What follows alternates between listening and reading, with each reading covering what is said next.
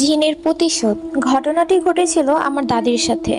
আমার দাদা ছিলেন একজন ওঝা টাইপের লোক। তিনি জিন তাড়াতে পারতেন। তিনি যখনই জিন তাড়াতে বাড়ির বাইরে যেতেন, তখনই তিনি শক্ত করে বাড়ি বন্ধক দিয়ে যেতেন, এবং সেই দিনটা আমাদের বাড়ি থেকে বের হওয়াটা পুরোই নিষেধ ছিল। তো একদিন দাদা খুব তাড়াহুড়ো করে জিন তাড়াতে রওনা হলেন। সেদিন তিনি বাড়ি বন্ধক দিতে ভুলে যান। তিনি যেই বাসায় জিন তাড়াতে গিয়েছিলেন, সেই বাসায় পৌঁছাতে পৌঁছাতে তার প্রায় 8টা 9টা বেজে যায়। তিনি অনেক সাধনা করে একসময় জিনটাকে পরাজিত করেন, এবং জিনটা যাকে ভর করেছিল তার দেহ থেকে জিনটাকে ছাড়িয়ে দেন। জিনটাকে ছাড়িয়ে দিতেই সেটা হুঙ্কার করে বলে উঠে, আমি গেলাম তোর বাড়িতে। তো দাদা উত্তর দিলেন, যা, তুই যা পারিস তাই কর। কিন্তু সাথে সাথে দাদার খেয়াল হলো যে তিনি আজকে তাড়াহুড়ো করে বাড়ি থেকে বেরিয়েছে, বাড়ি বন্ধক দিতে সে ভুলে গিয়েছে।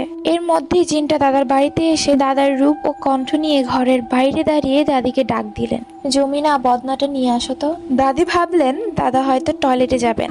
গ্রামের টয়লেটগুলো বাড়ি থেকে একটু দূরেই হয়ে থাকে।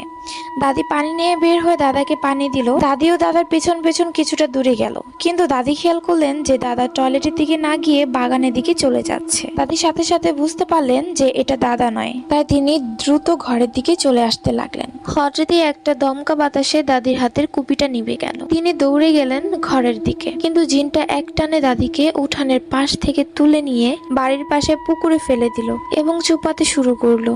তখন বাড়িতে আমার ফুপি এবং ফুপা ছিলেন। দাদি বিপদের মুহূর্তে মাত্র একবার বড় ফুপির নাম ধরে ডাক দিতে পেরেছিলেন। তিনি আকলিমা বলে ডাক দেন, এবং সৌভাগ্যবশত সেই ডাকটা আমার ফুপ্পির কানে পৌঁছায়।